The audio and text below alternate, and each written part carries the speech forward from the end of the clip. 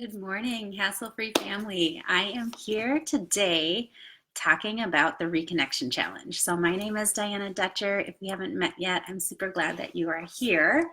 I'm just going to get my notes pulled up and we'll jump right in. So the first challenge that we're doing in this group is called the Reconnection Challenge. So this challenge can be used for any relationship that you have, a spouse, a partner, boyfriend, girlfriend, parent, sibling, etc. It does not need to be specific to a marital relationship. I am giving you daily touch points though, so it does work best when you are going to see this person every day, or at least frequently enough that these touch points are going to make sense. So choose your relationship wisely that you're going to choose to focus on for this next 2 weeks. I know that we're all busy, we grind through the day, we forget to be kind, we forget to be courteous, conscientious of other people, especially when we see those people all the time. We start to take them for granted. So through the 10-day challenge, we're going to practice 10 days of making an effort towards a better relationship. So keep in mind, 10 days is just going to be scratching the surface. It's totally not enough time to truly fix some very deep conflicts in your marriage or whatever relationship you're focusing on, but it is going to be a very good place to start. So I don't know if you guys know anything about Color Personalities by Jacob Adamo, but I am a green personality, which means that I love facts and figures. My downfall is analysis paralysis. So sometimes there are just so many facets to investigate and avenues to take that I get stuck thinking about which one would be best. And I have a hard time picking just one and going with it. So sometimes I just need to breathe deep. Tell myself this very often. I constantly have this running in my head. When you don't know what to do, just do something. So that is exactly what we're going to do here in this group for this challenge. We are just going to do something every day for 10 days. So I hope you guys hang with me on that. It's going to be fun. It's going to be some work. It's going to be worth it. All of that stuff. So I was just looking through that poll that I put out a couple days ago, saw that the majority of you are currently more satisfied with your relationship in some aspects and less satisfied in others. And I think that is a very common place to be based on my interactions just with other people that are at the same stage in life. A few people did say that they're happier now with their relationship than in the beginning. And for those people, I'm so happy for you. I would love to know your tips. So go ahead and share those with us. So let's talk a little bit about why modern spousal relationships suffer. And I am saying spousal here just because there's a point that talks about sexual intimacy. Everything else can be applied to other relationships as well, though.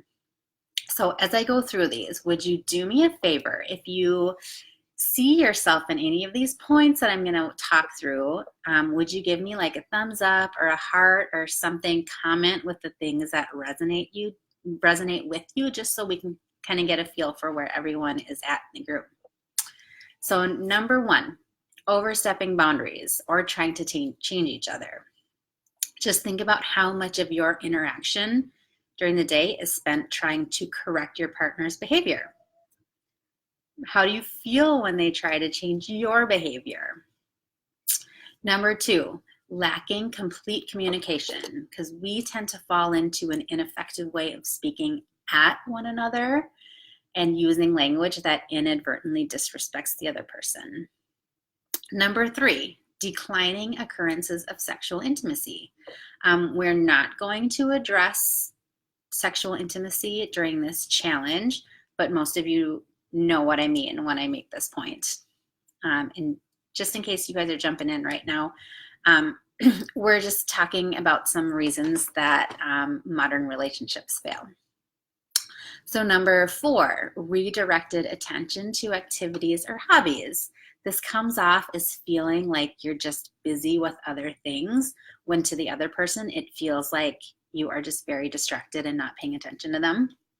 Number 5, changing future ambitions. So as time passes, short-term goals and activities do change, but also sometimes long-term goals and ambitions can change too. And couples are not necessarily ready for that when they jump into relationships at the beginning. So it just feels like you are no longer on the same page and you don't really know how you got there. Number 6, fighting about money. We are not going to address money specifically during the challenge because it is a huge topic. I will say though that some of the underlying issues with money arguments can be solved with effective communication and using conscious language. So we will cover some of that. Number 7, waning appreciation. As simple as us not saying please and thank you anymore. Number 8, technology interference. We get too distracted.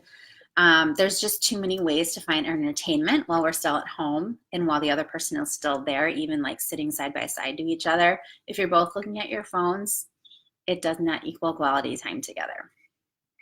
Number 9, selfishness. Just placing your own needs and desires in front of the other person. Number 10, lacking trust. We're not going to cover trust specifically in this challenge.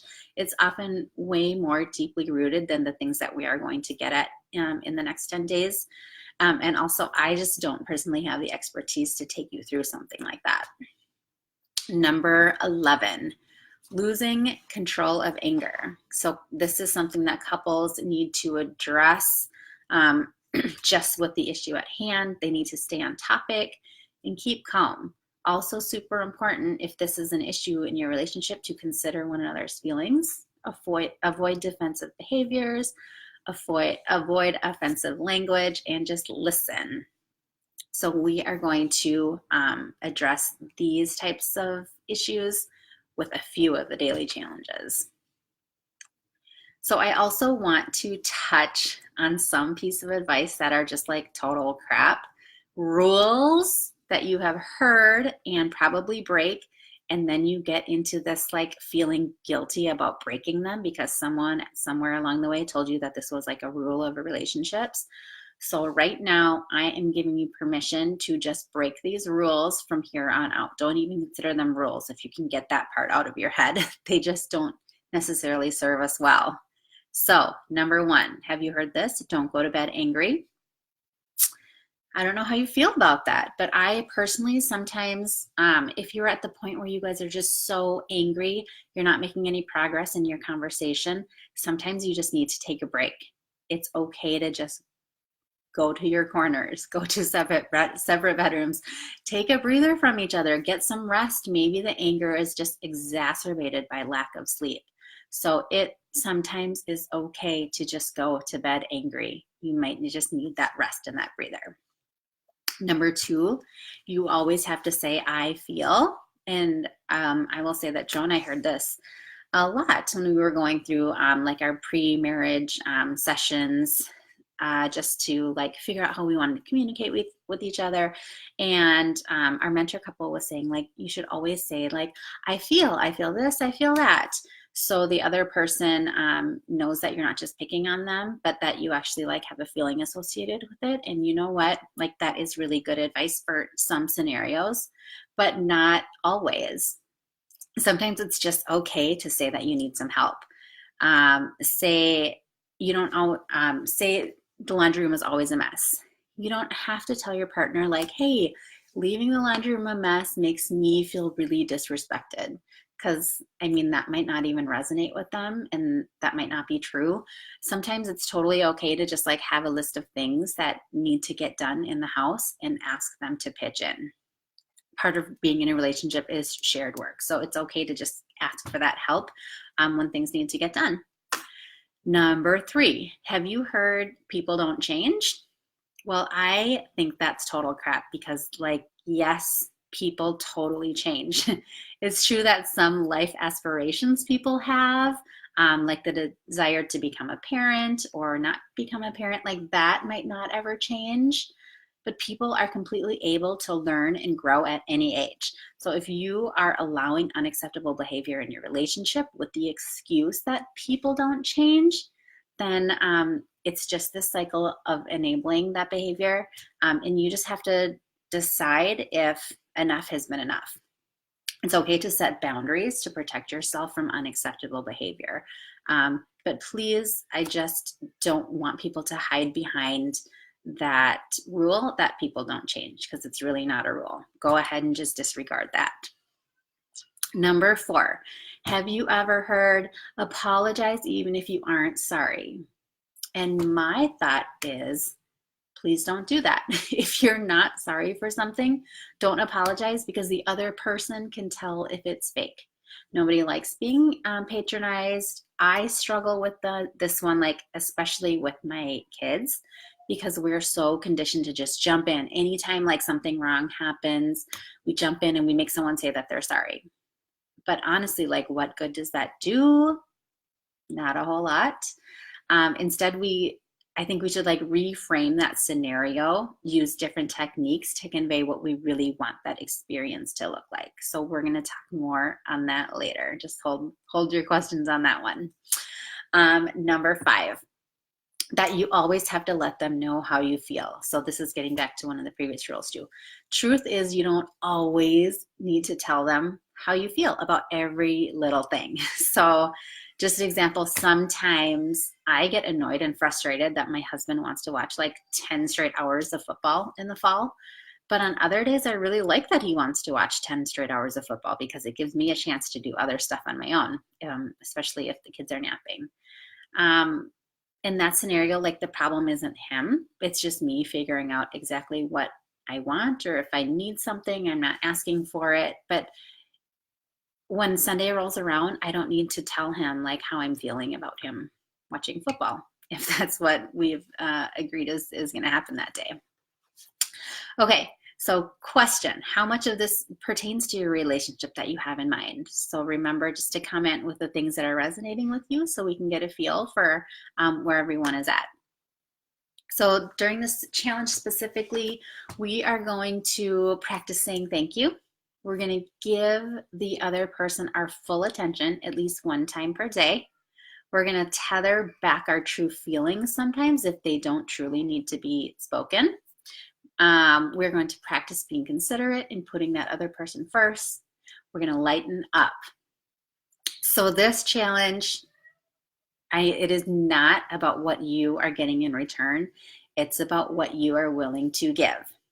So I'm going to repeat that. This challenge is not about what you are getting in return. It's about what you are willing to give. So let's focus on that for the next 10 days. So my next question is, are you going to tell the other person that you're doing this, or are you not? It's totally up to you. I have found a more true and honest reaction from my husband when I haven't told him that I'm doing this. And I have done this, actually an expanded version of this challenge 3 other times during our marriage, and we've been married for 10 years. It's totally up to you though. You just decide what works best for you. Okay, so that is all I have for today. Look for daily instructions to start posting in the group tomorrow. Get excited. This is going to be a really beautiful journey. I'm glad you are all here so we can do it together. Okay, bye-bye and have a great day.